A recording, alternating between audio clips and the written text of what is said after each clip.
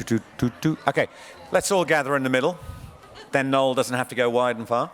So everybody happy here? Thank you. Thank you for being in this wonderful place with Dr. Noel. So 20 years ago, Noel became one of Australia's first Aboriginal park rangers. He's employed as a Senior Aboriginal Heritage Officer for the Aboriginal Tourism, Education and Training Unit in the Department of Conservation and Land Management. And recently with the International Centre for Radio Astronomy Research, Noel shared some of the stories about the night sky from an Aboriginal perspective. Exploring of the dark western sky, Noel illustrated his stories using a Stellarium app to aid listeners in learning about the Aboriginal Dreamtime stories of creation. Please make him welcome once again. Thank you very much, James. Woo. Okay, so what I thought I'd do is give you the opportunity to ask questions in relation to the possibilities that exist for us to explore education for young Aboriginal people. And in so doing, I'd like to introduce it by telling you that there is a program out of Sydney called the Aurora High School program. And if you're not familiar with it, it's one of the most innovative and successful examples of educating Aboriginal children, full stop. And I've been working with it since 2012, and our first intake was to just test the water. And a group of philanthropic lawyers got together one year, and they said, what can we do to help Aboriginal people?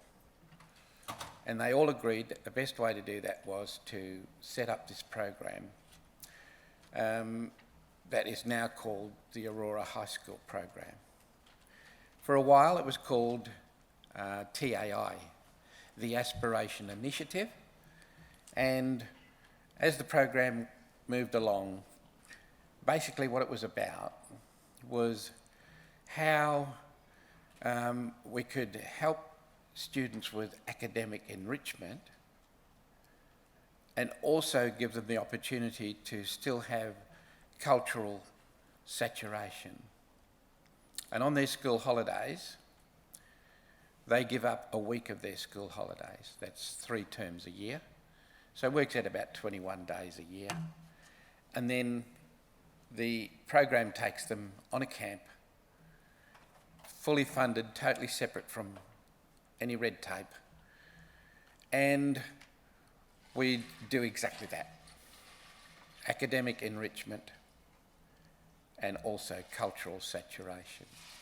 The cultural side of it, of course, was my role, and academic enrichment originally was done through several people from the program, and one of the key players was a guy called Tyson Younger Porter. I don't know if you know Tyson, an Aboriginal man, and as a PhD in education, a real cluey lad, and writes books, and of course he would come over, and we spent several camps a year together for the first 3 years of the program.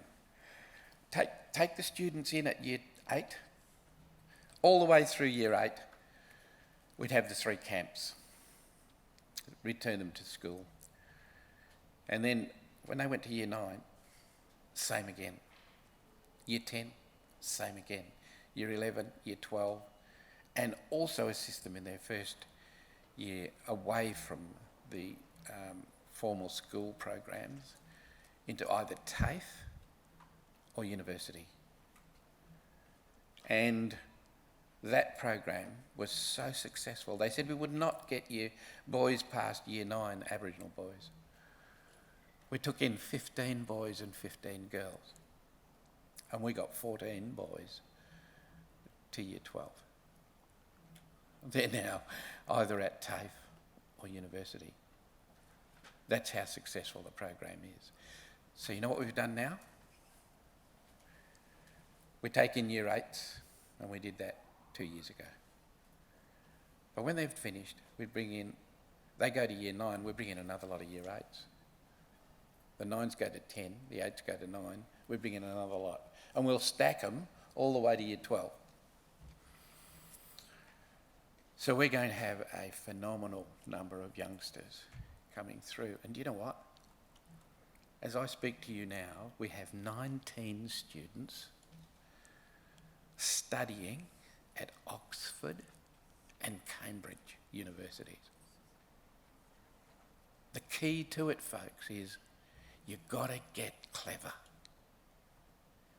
And the program came out of Tyson's Head, and a lady called Annie Doris Shillingsworth from Dubbo in New South Wales, who's worked at the Dubbo High School for a very, very long time. Incredibly thinking person, but also grounded in the community. And with those results, you know, we've got year 8s, year 9s, and in the new year we'll start year 10s. So they're going up. So we're starting a new lot of year 8s. That's happening right now. And when we talk about the possibilities that exist, they're very real. You just need to be an innovative principal, forward-thinking, totally inclusive, make sure our children can access ATAR and grow and flourish into who they need to be. And we go from there. So we've got lawyers, doctors, that's medical practitioners, bean counters, you name it. They're filling all of these positions right now. And I see a great opportunity for our people as well in the 5 kilometre array as scientists. Because the key to the future is bringing science together with ancient cultural knowledge. We're not linear thinkers, we're not triangular thinkers, we are pattern thinkers. And you just heard Alan tell you how important it is to see the pattern. I saw Father Christmas in there before. The first thing I saw were these reindeers, because we're pattern thinkers. Instantly, he could put anything there and we can tell you what it is, because that's who we are. And so, given that, is there any questions? Doesn't look like it? Not really? No. Okay. You have? Yeah. So the program that you were mentioning in New South Wales, Yes. how do you see that scaling? Like, what needs to happen in WA for that kind of thing to come here, do you think? It's happening already.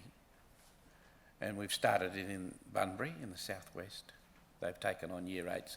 Those 8s will go to 9, and then the year 8s will come in again in the new year.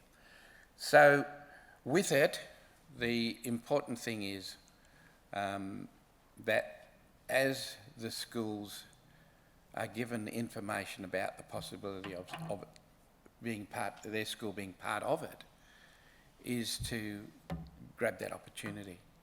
That's the way I see it. And that's the best possible way that they can then be involved. There's a question over there. So it starts at year 8. What Yeah. about for younger children? This is where the possibilities exist for that to be pursued in other areas. And I would be the first one to say, bring it on. Yeah. Okay? Yep. How do you select your students to become in the program? A lot of them still... Yeah. So if you don't Yeah. get the mic, can you just make sure the people behind can Yeah. hear as well? So I just asked how is student selection made for the program? Yeah. We have a state coordinator, and that person is directly responsible for recruiting, and they will go to schools and talk to the schools, and then as they talk to the schools, the information is given and left through leaflets and things like that. And then the principals have the opportunity to buy in or not, okay? And some really good schools around town have done that. And just being open and honest and blunt, any principal that's worked out on country and has come into the city now and is a principal, they know how important it is that the whole group, the whole community raise the child. And when they come into their schools, now they say, we want to be part of that. And a classic example of that right now is Shetton College. And Michael, is it Martin? Michael Morgan. Mike Morgan, who's the principal there, you know, he's just wanting to buy in big time. And I mean, he has not many Aboriginal kids in his school, but he realises how important it is to teach all the children about Aboriginal culture and Aboriginal studies and let them know that, you know, we were the first astronomers, we were the first genealogists, we were the first people to bake loaves of bread, we were the first people to have animal husbandry and breed kangaroos and emus. The stuff that's not known out there, you know. The first people to whatever. We've already been there and done that. Everything you learned in those old draconian books are exactly that. Old draconian attitudes. And they were all lies. You've been had. Because we also understand any facet of science, any facet, ask the question, we can deliver the answer. Whether it's, you know, aerodynamics, whether it's the physics where you extend the arm and throw things further, or whether it's good old vibration of the quantum world. We know it and understand it. And we can answer the questions. But we have to ourselves get off our butts and go to university and bring that ancient way, which is based on large doses of common sense, and marry it to large doses of scientific principle, which is how we educate everyone in the modern world, and watch it just dovetail like that. But the fallback on that is all we wanted to be was humans, that's all. And our culture, you know, exemplifies that. We know how to live as human beings, full stop. And in so doing, you have to look after what it is that you've been entrusted to look after. And that's this planet. We've got 1, 2, 3. So 4. We'll go there. Is the program exclusive to Indigenous students? At this stage it is, but it can be, you know, worked through with whoever. But the main thing is we want to look at is that if people want to go down that track, then there's a lot of work to do with the thinking within the confines of the school. And that decision's not up to any of us other than the people that are DGs and ministers, etc. Has that helped? We're going back here. This one? Yep. I was just going to say, I'm interested in the cultural strengths Yes. that go with STEM subjects. Yep. What are you, and you mentioned patterning is a really good strength. What Yep. would you say the other mathematical strengths are, areas of math? Yeah. With maths, you know, you need to get into that realm. You have to have maths and English to cope and survive in the modern world. And so large amounts of time is spent on that. And with maths, of course, I do remember at school learning about trigonometry and other complicated maths, but I've never used them in my life. But then I see youngsters that want to do engineering, and they're very, very important when you start to move into areas like that, because not everyone wants to be a doctor or a lawyer or a bean counter, and you need maths in bean counting. Forgive me, it's accountancy. You see where I'm going and what I mean? So maths is really important, and our people at this camp, at the camps, plough time and energy into that. Yeah. At the back, and then we go over there. I was really interested in what you were saying about the Aurora education project and Yep. the responsibility to pass on what's been Yep. trusted. So those students that have been through those programs are now in TAFE at university Yep. would have a responsibility to then be mentors in that project for the younger ones coming through. You're spot on there. We just roll them straight in. The ones that were in the first cohort that were, the trial, they've come back now. 2 of them are actually employed in the program, 5 days a week, and several of them are now mentors, and it's going to just keep going. We'll do that. Anyone that wants to come back and be involved can be. Okay, and over here. Rudy, I've got 2 questions. First one is, Nice and loud, please. first question is, how do you determine what your academic enrichment, what sort of things are you looking for in terms of academic enrichment for the students? Straight away, to be able to do a good presentation.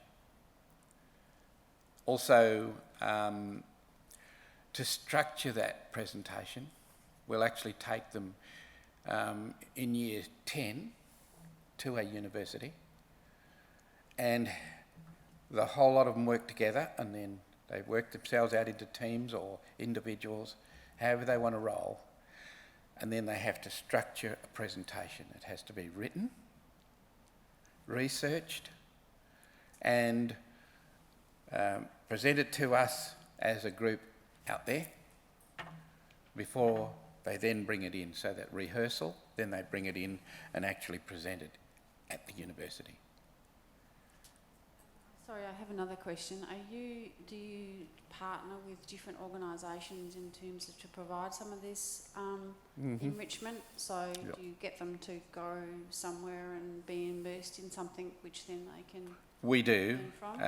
Currently, Westpac, they come into the city and they spend half a day looking at the program that they run there to help problem solving and all these things that get people to work together as teams, etc. And we did have another one where we brought the people in Woodside, and another one, and that way it answers that question you're talking about, where they get to mix with and meet people. If someone wants to be an engineer, that's when we go down the track for the possibility of them working in those big corporates. Yes. How do you get around kids from different cultures coming together? Mhm. And how much of the week is spent in culture? Yeah. Okay. Good questions. How we get around it, I'm not sure if that's the way it should be answered, but Aboriginal people know correct protocol. So we take a youngster that might be from the Kimberley or the Pilbara or the Goldfields or the Deep South, and the program has a camp elder for males and a camp elder for females, and that within itself is a huge way of making sure that we cover the cultural side of it. We go and assess every campsite before we go there to make sure it's not somewhere where we shouldn't take girls or boys, and make sure that's all worked out and considered, and then we go from there. Now the second part of it, How much time in Time. the program is Yeah. dedicated to culture? would be 50-50 of the time out there, and we spend between 5 and 7 days to make sure that they understand. Okay. Then they'll always do a presentation in the year 8. We'll lead them to a presentation that they're going to deliver at the end of each camp to their family, you know, and friends, and anyone else that wants to come along and listen. So they're getting used to presenting. So no low expectations, none at all. And also gives them such confidence that they just step out there. And one of them's on your program tomorrow, I think, or later today. And she's studying medicine at the moment. And she's going to fly, that girl. Just brilliant. Her leadership has been identified, and she's just going to go on and do great things. And this is the reward that comes from programs like this. So where are we? No more? You got one there? When you're talking about this program, I've got in mind a student of mine Mhm. who's a young female student who is an Yep. amazing sports person, but completely disengaged with Yep. our traditional learning program. Sure. And earlier this year, I was speaking to my supervisor saying, what I'm teaching her is not of use to her in her world, Mm-hmm. and we've gradually lost her. Right. So I'm wondering, your program, by bringing something to, like, she's had a bit of a difficult Yeah. time, how have you had kids like in a similar situation? Just our normal program is not of value to them. Sure. Your program, how much does it help some of those kids bring? We understand how you're fighting between the peer pressure, you know, that they've got to conform to all of these other things as well. But somehow falling through the net is exactly what you're talking about, is that because they're good at something, that means they're excused and just left to tick along and not necessarily meet other parts of the study they need to do. So what we do there is we encourage them and make sure we get people who are in the sporting arena and field to come and have a chat with them. Whether it's one-on-one, but we prefer to have the person talk to the whole group, and then as a side, make sure that individual or several of them talk personally with that person. And that person hammers home, and they always do, how important it is to have life after footy or cricket or tennis or golf or whatever. And that is to make sure you've got your studies all neat and tidy and tucked away. And don't, renege on it. Put your time and energy into it. And it's one of the areas we cover. And that's the role of myself and Auntie as we observe each one of them. And we'll tell the state coordinator, who has a team of people working with her, exactly where we think they're at, and then we'll work on that. And the next holidays come. The first, they're a bit shy, it's only natural, but the second one, they can't wait to see each other again. The third one, they'll actually run and hug each other because of the program and how we see them and how they relate to each other, and it's just awesome, absolutely awesome. And there's all the pitfalls and traps that go with training and teaching youngsters, in secondary and that, but we navigate our way through that. Yeah. Okay. How we going there, folks? All good? Campsites we use, Ern Halliday, up here at Hillary's. Then Point Walter, Woodman Point, and there's a scout one up in Karakamaya. I can't remember the name of it, but that's a good venue. Also, Point Perrin, and we trialled the lakes up here once. Didn't quite work, so we know it's there if we need it. For a small group, it's not quite big enough. We're desperately looking for our own venue as well, because we leave a lot of money behind at each camp. We've also taken them down to Nannup, which is a farm run by Eugene Eads, an elder from down that way, and that was a very successful camp. And Yui's teaching skills and his humanity, full stop, is just tremendous to have. And he gets them really excited, you know, when they're going catching fish, bringing those fish back, cooking them up, learning about aquaculture.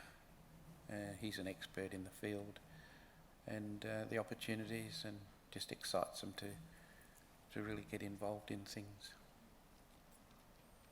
All right, there's one more there. I'm in a primary school and we have a very low population of Aboriginal students. We have one in the entire school, 650 students in primary school. Yeah. Where would you like to see schools taking on and approaching this idea of STEM in terms of the link to culture as well, or even for other students to be exposed to it? Where Sure. would you like to see that started? Yeah, I'd love to see it go into the area where, even though you only have a few Aboriginal students, maybe one or two, but get the Aboriginal family involved in it, and, you know, try your hardest to get them to come along. You know, you might get someone who'll do a welcome to country now and again, and then they're gone. But try and get them to stay, and if they've got that child there, then it's even more important. And then, of course, there may be others that want to come in and help as well. Lots of young people now are out there in the Aboriginal world that want to do these things, got the skills, and are looking for something to do along those lines. And they may well come in and help with that situation. Yeah, okay. There's one over here. I love that idea of getting the people to come in, because we found at school, it's great, we love to do all these things, Yeah. but we don't have the skills. Sure. How do we get in contact with those people? Yeah, that's a good question. We're working on that now as to how we can answer that, because we hear it so many times. We're also aware that some of our family members come storming into the school and yell and scream at you as teachers. And of course we don't condone that. And we're trying to work out a way where we can allay the fears of the teacher to want to be involved and not you know, be abused and shouted at, and you know, it's not nice someone doing that. But then of course there's some people who are really passionate about their kids, and we've got to factor that in. And one of my sisters, look out, it's whack 'em and stack 'em and then ask questions later. But you know, you can see it's a real problem. But I don't think we should allow it to prevent us from moving on. We've got two there. I'll go back there first. We actually have the other problem at our school, we can't get parents to engage, so it's that reverse. But how do you feel though cultural immersion and the positive impact it comes to attendance and transiency? Yeah. Yes. One of the things that we do now is the Polypharma Foundation, and also the Wirrapunda Foundation, the Deadly Sister Girls, you might have heard of, with, what's his name, the basketballer, Ricky Grace, and other programs. And they're, you know, there's some things that we have them come and talk, particularly the students that are working in that field, and they mix together and have a chat and get to know what's going on and understand each other better. And then they all say just how important it is to get the parents along and how it makes them feel. And I think Southern River does it well, college there. And they have art, and they invite the parents in to have a look at the children's art. And they get so caught up in it, they want to spend time at the school, and the teaching fraternity there encourage them having a morning tea and those type of things, and it can be done. It's not an insurmountable problem. It just needs consistency. And then, you know, I know how schools work. The bell goes and then it's just mayhem until it goes again. And then it goes and then, wow, we're off again. And then, but that's the nature of the beast. And I think together we can really come up with a way of getting through this and making it work better. Yeah. I'm a maths science teacher, and where I can, with what limited exposure I can find, I try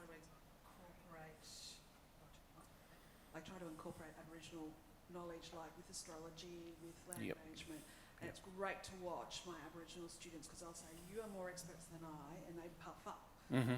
I'd like to get my hands on more localised knowledge and more of it, because the more I can bring in and share with all of my students.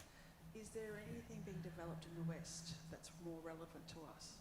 It is, but it's like you say, someone said it's in transition. And we're going to get there, and when we do, then all of this will be available. There's a program being printed right now about the early years, and that might help the primary schools as well. And it deals with it was a youngster that was born at the time the tall ships came, and it talks about that person's life right the way through until passing on, and how the changes that have occurred were seen through the eyes of that individual. And a school teacher wrote it from South Australia, but we won't hold that against them. And then myself, my daughter, who's a linguist, and a couple of others were involved in ensuring the correct protocol was followed, and how that program can then have, you know, just hand it to a teacher, and the teacher has worksheets, you know, questions 1, 2, 3, 4, whatever, and spaces for the youngsters to put their information and learn the language as well, in little bits and pieces along the way. And that's being printed right now, so it's not too far away. So we're looking at all of these different things, and hopefully they'll bear fruit. Yeah. It won't be our fault if they don't. Yeah. Yes. Just on that, the Noongabuja Language and Cultural Centre has just moved up from Bunbury to... That's right. Damn it. Yeah. If you're looking for resources, like I'm a science teacher as well, if you're looking for resources to link dreaming and science concepts, go in there, the linguists there, the human resources and the physical resources that are available is just inspirational. Yeah. I was an inaugural member of that language group, and Denise Smith-Ali, she's the linguist. My daughter followed her because of the way she went about, you know, learning her language. She couldn't do it here. None of the universities had it here. She went to Charles Darwin and did her gap, if you like, years at Bachelor College. And now she graduates, which is just phenomenal. And books are coming out. Why Whales Beach Themselves. The Caterpillar Dreaming. You know, The Carers of Everything. There's a book I did myself, and that's available through that little language centre. It's also available down at Paper Bird, if you know Fremantle, near the Moores building. And I think it's half an hour's nearly up the way Mr Lush is moving there. They get stroppy if they don't get their coffee. I can understand that. Noel's going to be around. You're around today, aren't you? For a little while. You Yeah. want to catch up with Noel at any point, do? Yeah. But it's always lovely. I always just love hanging out, listening to what Noel has to say. I'm sure we'll do too. Please show us respect. Thanks, everyone. If you can't be good, make sure you're good at it.